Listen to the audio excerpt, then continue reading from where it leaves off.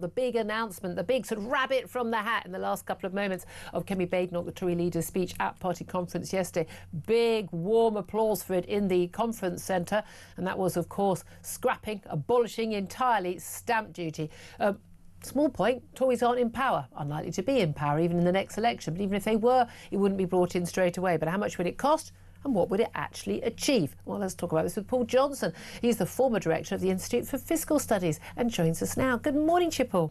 Morning. Glad to know. Now you've gone off to be a big honcho in Oxford University. You're still willing to come in and talk about these important issues with us.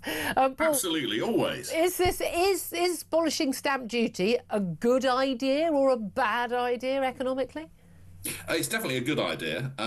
Stamp duty is probably, against quite a lot of competition, probably the worst tax that we have. Now, obviously, everyone's going to like cutting any tax, and there's obviously a cost to it. So it will cost something like 9 billion from the announcement that we heard, which was only abolishing stamp duty on first properties, and we might talk about not a first-time buyer, but the on primary residence. Yes, just if your owner-occupied home and not anything else, and that wouldn't have helped Angela Rayner, for example, and we might get into some of the complexities there. But yes, stamp duty is a terrible tax. It stops people moving. It stops older people downsizing. It gums up the housing market. It's really bad for the economy. But of course, everyone likes a tax cut. And obviously, if you're losing 9 or 10 billion of tax revenue, then you're either going to have to increase other taxes or cut spending. Now, there's lots of other things you could do with housing tax. And I'll now say something that's much less popular, probably with your audience, which is I think there's a very good case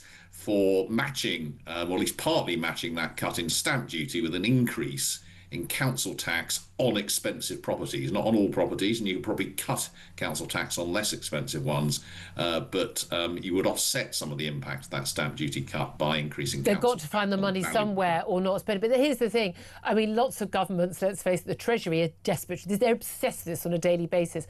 We're trying to get basically council tax to go up more for more expensive properties. They've not been assessed since, what was it, 1987, I think it is? 1991 was 1991 was the last time they were assessed. And there'll be a lot of people who say, well, hold on a minute, I'm in top band council tax, but there's nothing more like, well, so if I do work on my home and I spend a fortune of my own already taxed money on doing improvements, put on this extension or do this or do that, and then my property becomes more expensive, and now you're going to tax me on that.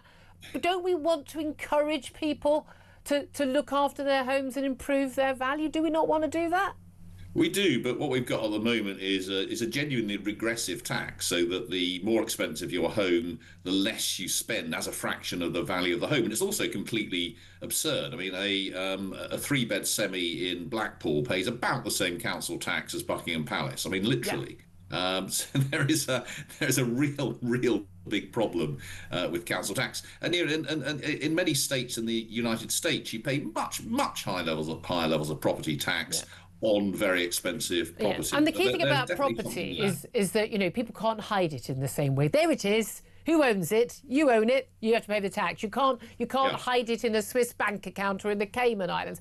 But here's the thing: there are a lot of people we know, a lot of particularly elderly women, who live in the family home. It's worth a lot, particularly in London and the South East. And again, this is stamp duty is a non-stop massive issue for people in London and the South East, and not such a big issue outside, simply because of property prices now, that huge competing demand which pushes up those prices. But a lot of people they're elderly, they may have very low income, may even just be on a pension, and that they've been in a home that has increased in value since they bought it. Through no fault or benefit, or hard work of their own, but they're now in a property that would then be, under that idea, would then face much higher taxes, but they don't have the cash to pay that tax. So you're basically saying, well, tough, you're going to have to move out of the family home that you shared with your husband who died last year, and you're going to have to go move somewhere else, possibly away from your family and your friends, out of the home you've raised your family in. It doesn't sound like a very nice thing to do, does it, Paul? Well, that's partly why we've never had any serious reform or a more sensible tax. If we were to get rid of stamp duty, then those expensive homes would become even more valuable. So actually increasing the council tax on them will be, as I say, one way of offsetting that. And actually putting it the other way around, there's quite a strong case for encouraging people who are in houses bigger than they need to trade down. What we do at the moment is discourage them from doing that. And of course, you can easily roll up the cost of this additional charge until death or until the property is sold in any case. But governments don't want to do that because then they don't get the money.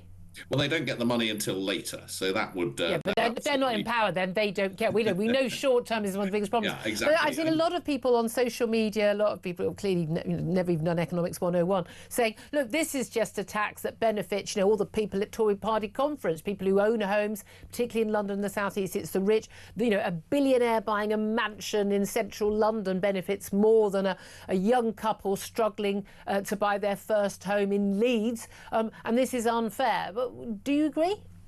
No, not really. I mean, partly, as I say, you would want to offset this a bit through council tax, but more generally, you need to see the whole housing market as a sort of continuum. So if people are moving house more, then that's actually benefiting people who are moving up the housing ladder. It's rather like the conversations one has about building new houses and what kind of new houses to build. Even if you build quite big, expensive new houses, that still benefits people further down the chain because it makes it easier for people to move up, and actually forcing sometimes 35% of new properties to be so-called affordable, in other words, council or housing association properties, actually increases the cost for the majority of people compared with the world in which we put them all on the market. Now, clearly that will be more difficult for the very poorest, but the way we do it, actually, both with things like stamp duty and those kinds of and council tax and those kinds of contributions to social housing, all of those actually make life harder for sort of middle-income people looking for to be buying properties in the middle of the distribution. Yeah, and I know so many young people who want to start families and can't afford to because they can't afford the stamp duty on a family home. I mean, it's a massive issue. I know for people I know and their children. The key thing here, though, is, of course, where are you going to get the money from? And as you touched on, Kemi Badenoch also talked about slashing welfare spending. That's one way of finding the money. What do you make of what they've announced so far? Not much detail about how they will actually cut welfare spending, in particular that absolutely exploding number of people on benefits for disability or long-term sickness. Yeah, I think one needs to be very careful here about to be a bit nerdy. What's the counterfactual here? Are they slashing what we're spending now, or are they slashing what we will be spending under current plans in the future? Because if you look back at this government's plans, I mean, there was all of that fuss about their plans to, in inverted commas, cut disability benefits. But what they were actually doing was aiming to slow the growth in disability benefit spending, and even that they couldn't get through Parliament. Now, one assumes that a Conservative government would be able to get cuts through, but the scale of the cuts that they've got wouldn't. Where would you get 47 billion when we know we're going to be spending more on health? Everyone's committed to spending another 36 billion on defence over the next 10 years or so. So do I believe that given current levels of spending, a Conservative government would actually cut 47 billion off that? No, I don't really see that happening. Is there a way of slowing the growth over the next few years? Then yes, that's perhaps more. That's really not going to be good enough, though. That's not going to give you room for these tax cuts. Doesn't touch the size. Paul Johnson, great to talk to you. Do come back on again soon. Former director of the Institute for Fiscal Studies. Benedict Spence, listening to all of that. I mean, basically, we get a load of promises, not in power anyway, but also you're going to pay for it with things like welfare reform and welfare benefit cuts, but it doesn't touch the size. Well, this is one of the things that they found in the US, wasn't it, with Doge, that there's going to be trillions that you can just magically disappear. It doesn't always work like that. But of course the key thing with all of this is, okay, you can try to shrink the size of the budget, fine. The thing that provides the wealth in the first place is creating wealth, and that's, I think, the bigger pie. That's a much more important thing. It sounds really good to say we're going to get tough on benefit scroungers or donkeys. Well, having those people not claiming benefits and seeking jobs, that helps other people create wealth because they can employ them. It is important, but the main thing that you need to go for is growth, and that does mean things like energy prices coming down. And this is where stamp duty does help because it gets the housing market moving again. It's not just about the take in the short term; it's about the broader long-term vision. Exactly. And that's what we haven't had for too long. We've been happy for the state to pick up the tab for all sorts of things and not actually pay attention to where does the money come from in the first place. Oh, us. Yeah, exactly. No, instead we're just paying it on debt. I mean, again, let's just borrow some more and spend some more. I think that whoever gets elected the next election, and I'm not entirely sure that any party is serious about this, needs to have a reckoning with the British public. The British public need to have a bit of a wake-up call about how we're living beyond our means. I'd love to